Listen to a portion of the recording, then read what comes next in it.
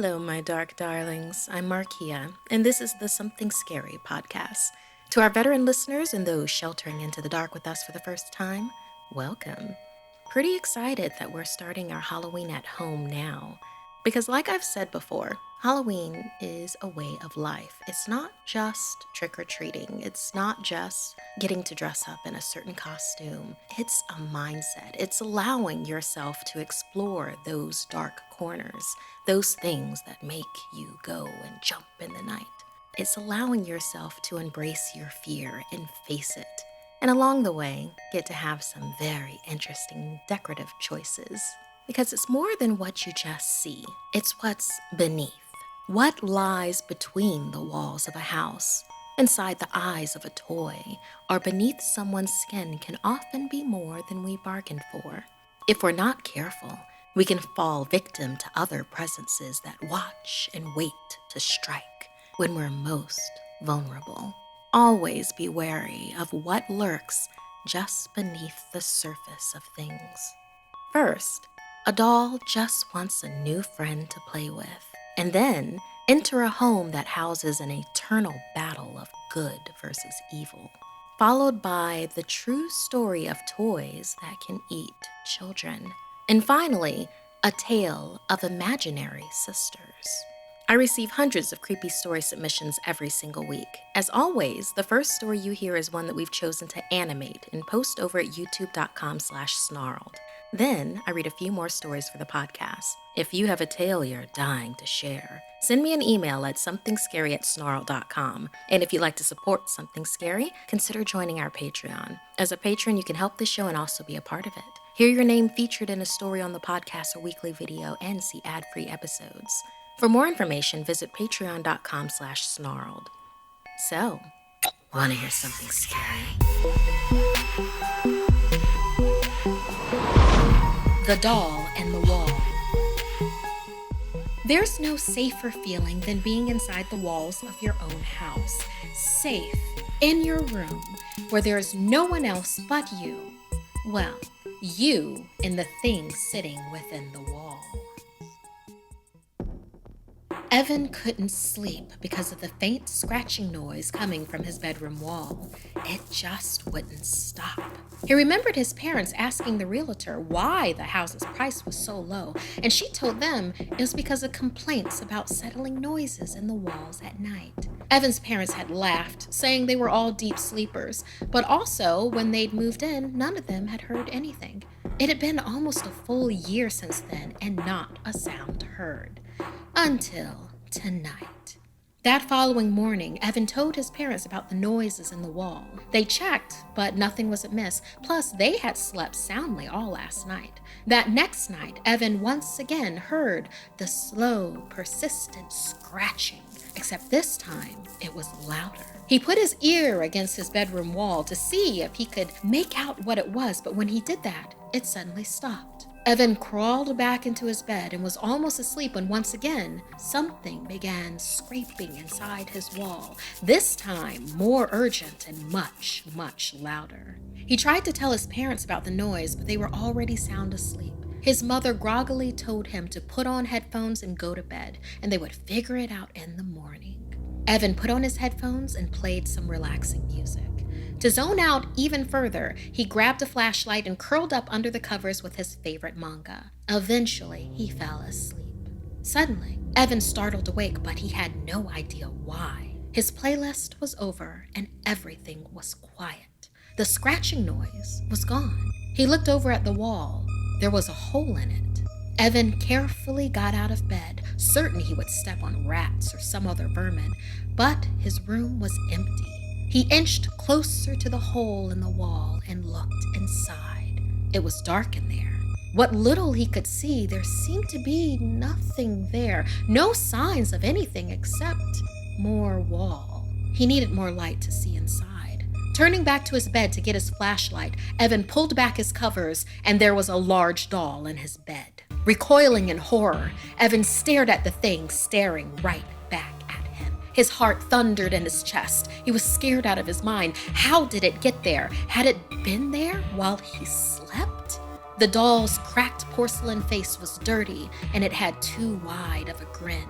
Staring right at him was one eye that looked especially sinister, while the other was hollowed out.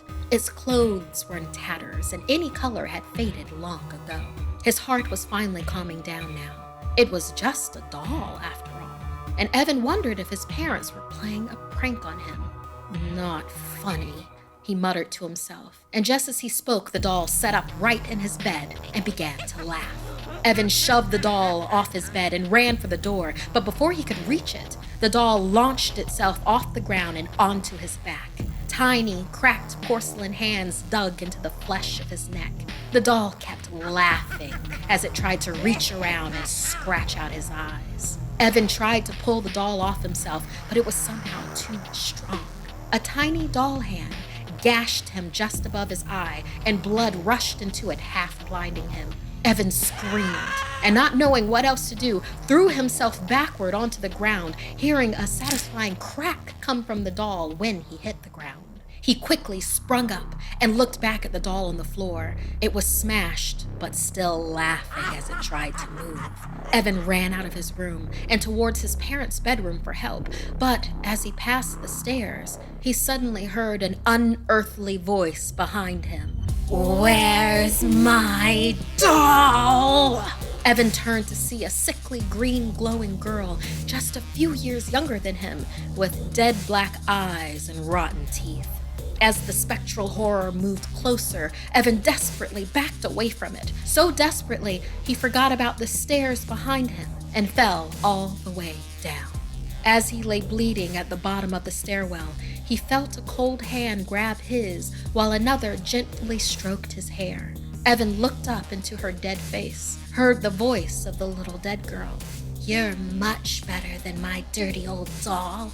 I think I'll keep you forever and ever." The next morning, Evan's parents could find no sign of their son, just a creepy old doll in his bed wearing his pajamas. The hole in the wall was gone as well. It was as if there had never been a hole there to begin with, but inside that wall sat the skeletal remains of a long-dead girl and her new friend, Evan, the boy who slowly died as his parents' screams drowned out his last scratching pleas for rescue from inside the wall. Hey, my dark darlings. Our sponsor, FabFitFun, is a delivered-to-your-home box full of seasonal must-haves. Unfortunately, at the time of this recording, I haven't received my box yet, but I can tell you about some of the things that I'm excited about hopefully getting soon. There's a Stila Stay All Day waterproof liquid eyeliner and huge Extreme Lash mascara duo for $45. That would be nice to have. I could use something like that to up my eye game for my horror videos with all that volume and curl. Or another item I'd love to receive is the Soya and Keo woven scarfigan with fringe for $85. It looks like it's flowy, soft, and fashionable. Plus, I never knew a scarf cardigan crossover was a thing, but now that I do know, I want one. There are so many different ways to customize the FabFitFun box. And there's a wide variety of products when you order your own box today. I'm looking forward to loving my FabFitFun items, and I think you'll love yours too, because there's something for everyone, from skincare to scarfigans. FabFitFun has so many new items I've never seen before, and I'm looking forward to getting and enjoying my first box of goodies soon. It's time to customize your box for the fall season. Sign up today to receive your first box and join a community of over 1 million women who are already obsessed. Use coupon code SCARY for $10 off your first box at www.fabfitfun.com. That's coupon code SCARY for $10 off your first box at www.fabfitfun.com.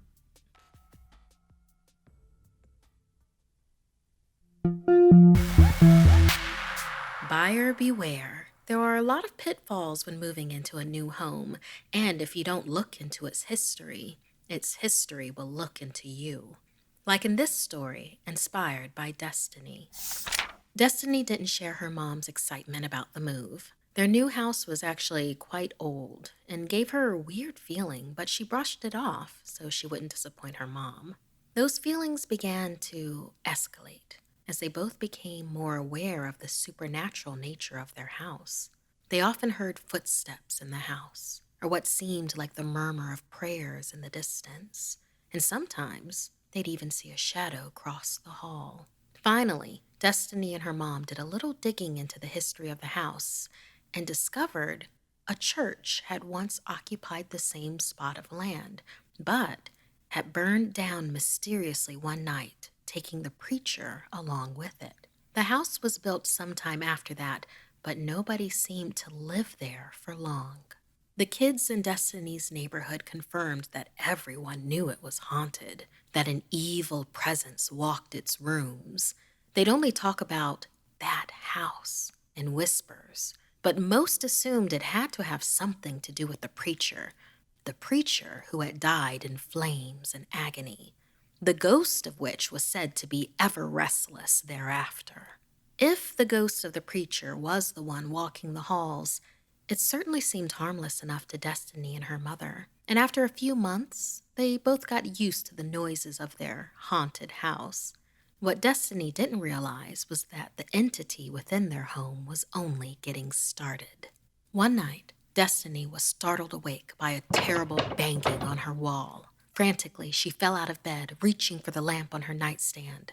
She clicked it on, but her room remained in darkness. The hallway light was off as well. Her eyes went to the only source of light she had, the moonlight spilling in from her window. As she looked out the window, that's when she saw it. She whimpered as it banged against the wall next to the window again. It was a demon, a snarling demon covered in coarse black fur with menacing red eyes. Again, it banged and scratched at the side of her house, desperately trying to find its way inside. Suddenly, its eyes focused on hers. Hate burned red hot within its sockets. Holding her gaze, it charged at her window. Just as it hit, there was suddenly a flash of white, and it was the next morning. She awoke in her bed. Her light worked. Her room was calm, but the beast had left a type of mark behind. There was a large crack in her window. She didn't tell her mother because she didn't want to appear crazy. Maybe that crack had always been there and she'd never noticed. Maybe it had been an unlucky bird along with a nightmare. In any case, after that, the whispering, footsteps, and murmured prayers seemed to escalate in their home. But nothing else untoward happened. Not the next night or even the next week after that. Once again, Destiny and her mom settled into the new normal that was their haunted house. Still, just in case, over the next few months, Destiny tapped every resource she could find to dig deeper into the backstory about the preacher and the church that had once sat on their land. Following the breadcrumbs into some lesser-known info and getting that sent to her local library, she finally discovered something alarming. Apparently, decades ago, the town they lived in had been supposedly plagued by demons. The church dispatched a preacher to exorcise the town. The preacher was said to have heroically sent them all back to hell. All except for one. While the preacher had been weakened from the fight with the lesser demons, the demonic leader of their coup had managed to possess the preacher. As a final act, the preacher had locked himself in the church right before it burned to the ground. The local legends said the preacher's soul was trapped here on earth, along with the demon. The demon only wished to get a foothold on earth so that it could then devour any and every soul it could get a hold of. Rushing from the library back to her home, she was excited to show her mom everything that she had learned, but something was amiss when she got there. Destiny saw that the window to her room was shattered open. She ran inside, worriedly yelling for her mom. When she finally found her mother, she also found the demon. Destiny watched in horror as the demon changed into a whirling, violent mist and enveloped her mother's body. Her mom screamed as the chaotic mist then evaporated into her skin. Her mother's normally loving eyes now glowed red. A hateful snarl twisted on her face as a guttural, inhuman voice erupted from her. Finally, this soul is mine. Now you will all die. Destiny screamed and turned to run away, but came face to face with the ghost of the preacher, visible now for the first time. His eyes seemed both apologetic and also as if he was asking her for something. The moment froze in time and she felt at peace. Suddenly, knowing what he was asking, knowing that she'd need help to free her mother's soul, she smiled back at him and nodded her acceptance. He touched her forehead and there was a flash of white light. With her permission, the preacher's ghost had possessed her. Together as one, they turned back to face the demon that had killed him and wished to wreak havoc upon the world. From the backseat of her own mind, Destiny watched as the battle of good and evil unfolded. Her mother had charged her, snarling and clawing at her with blazing red eyes. As the demon's power grew, it warped and changed her mother's body. Over and over again, Destiny saw and heard herself reciting prayers and commanding the demon to leave the body and return itself to hell. Destiny searched for her mom in the face of the monster as tears streamed down both their faces. She wondered if this was somehow her fault. Was there something she or her mom had done, or was this a battle that would always have been fought here, on this land, until one of them finally won? Destiny focused on her mother and the love they shared, and suddenly she stood outside her own body as if she was now the ghost. She walked over to her demon-possessed mother and touched her forehead. Suddenly, her mother stood outside her body as well. The two embraced as their bodies battled behind them. About to lose once again, the demon, filled with rage, and unleashed its final weapon. It commanded flames to erupt everywhere. If it was to lose, everyone would lose with it. Destiny and her mom watched their house and bodies burn to the ground as the preacher and demon fought their eternal battle. The neighborhood was astonished and saddened at the loss of life and home. Time passed. The house was eventually rebuilt, and the mother and daughter's souls moved on together to a much better place. Meanwhile, the demon railed against its fate of once again being trapped within the land. As the preacher mourned the sacrifice given, the demon waited impatiently, and the preacher waited reluctantly for the next host to move in to continue their fight. Thank you so much, Destiny, for submitting your story that inspired this one. This is quite a tale, and something that I would definitely watch as a horror movie. Maybe we should have this one be a future video. Tell me what you would think about that, seeing this in animation. Of course, we'd have to change some things so it would be different from the story that you just heard. But more importantly, do you research the places you move into? These four walls that we now spend so much time within, living, laughing, loving. Maybe it's time for you to research the place that you call home. And those that have researched, have you discovered any haunting revelations? Let us know your story. Email us, SomethingScary@snarled.com.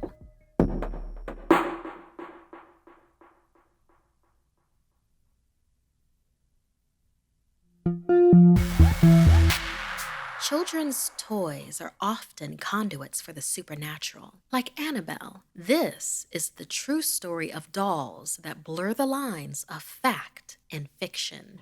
Originally reported by the 13thfloor.tv.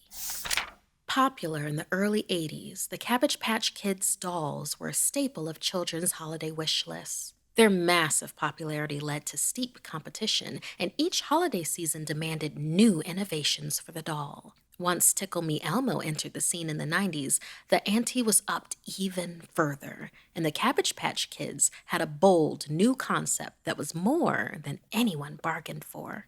On an online forum post about haunted toys, posters shared anecdotes about their experiences with these dolls, about how they would malfunction in sinister ways. One kind of doll that kept coming up was the Snack Time Cabbage Patch Kid toy. Marketed as a doll that would eat the food that kids fed to it, The battery-operated doll would move its lips as soon as you placed its plastic food accessories near it. Its motorized mouth would then chew and swallow the food. If the noises it made weren't nightmare fuel enough, what happened next to many children is most definitely not for the faint of heart. These dolls sold like gangbusters that Christmas upon release before complaints came piling in. An article from the 13thfloor.tv described the technical aspect of the phenomenon.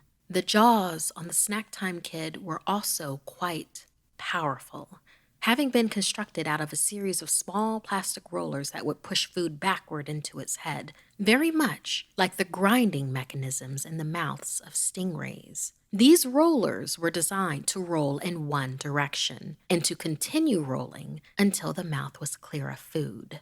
It would eat anything you put near its mouth. This meant it would crunch on pencils, paper, shoelaces, and most disconcertingly, human hair and children's fingers.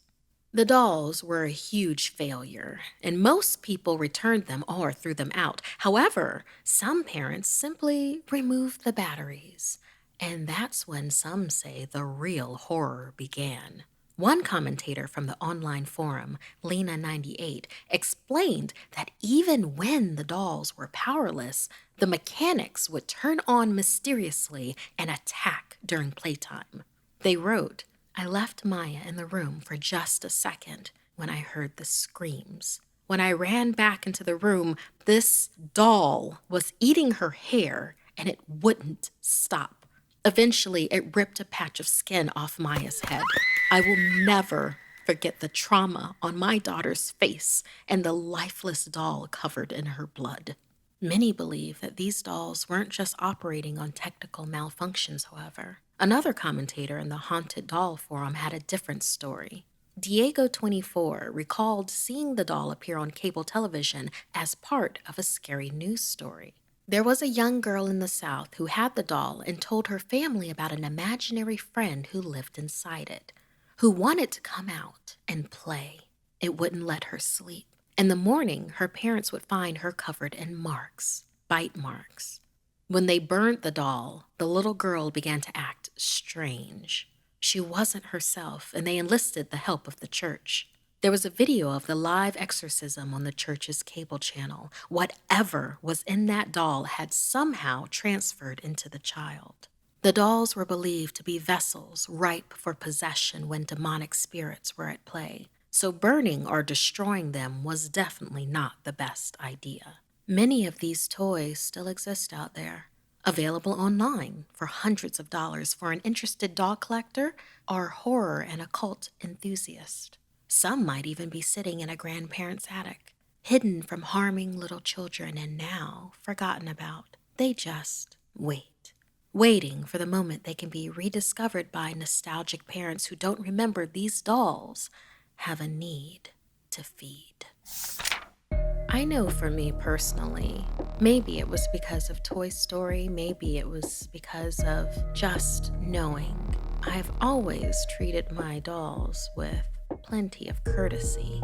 There's something about their lifelike properties, something about their waiting faces. It's almost as if in a different, dimension, in a different story, I could be the doll and they could be the ones playing with me. So how would I want to be played with?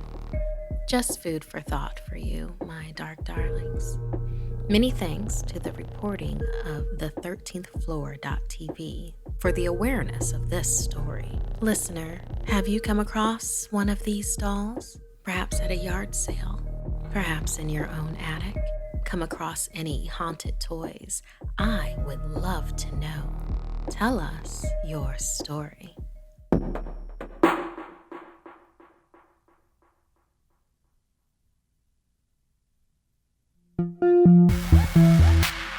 We all had imaginary friends growing up, but a letter from one of our listeners, Josie, asks, what would you do if you learned those friends were more than figments of your imagination? Hello, Something Scary team. My name is Josie, and I'm from Germany. I've recently discovered your podcast and immediately fell in love with it. I really enjoy all the scary stories from all the other listeners, and I'd like to share the story about something, or rather, the someones who have been with me for almost my entire life. It was a normal day, and I was walking home from school. I was so exhausted and so in my head about all the homework I had ahead of me that night that I didn't look both ways when crossing the street. So it was no wonder that I didn't notice the bus heading my way. Suddenly, someone yanked me, and I fell backwards on the pavement. The bus screeched by and barely missed me. I had scraped my elbow and was scared as hell, but despite that, I was okay. I looked up to thank my savior and looked straight into the eyes of my dear Julie, and standing behind her was my sweet Emily. They were imaginary sisters when I was very young, and I had forgotten all about them until now. They both smiled, and it felt so good to see them again, but suddenly I was interrupted by the shouting of the bus driver asking me if I was okay. I told him I was, and when I looked back, Julie and Emily were gone. When I got home, I asked my mom if she remembered my imaginary friends. She nodded and laughed. My mom said I would draw pictures of 3 girls going on adventures together, and that I always insisted they were my sisters. I used to get so upset when anyone would call them my imaginary friends, especially the kids at school. Eventually, I stopped mentioning them or talking to them, so the other kids would stop making fun of me. My mom said I finally grew out of it and forgot.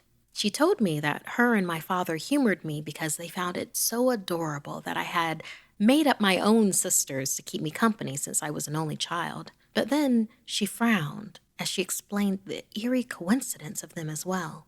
I was startled to learn that before I was born, my mother had some difficulties getting pregnant, so she and my dad contacted a doctor to help them. It worked too well, and she soon found herself pregnant with twins. However, she lost them both in a miscarriage, and it was a few years before they had the courage to try again.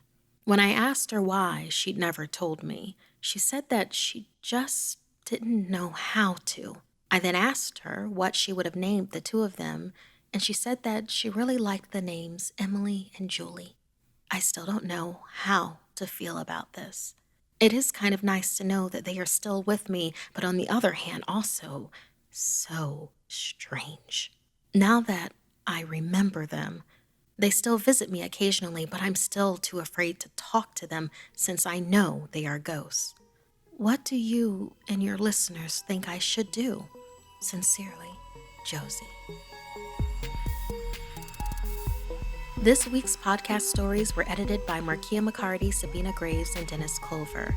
Narration by Markeia McCarty. Audio edited by Fitz Harris and Calvin Linderman. Graphics by Jonny Ashley and Mari Carlson. Produced by Analise Nelson. Music by Sapphire Sandalo and Calvin Linderman. If you have a story you'd like to submit, send me an email at SomethingScary@Snarled.com. Don't forget to watch the video version of Something Scary over at YouTube.com/Snarled. And if you'd like to support the show and everything we do at Snarled, join our Patreon at Patreon.com/Snarled. Until next time, my dark darlings, sweet dreams.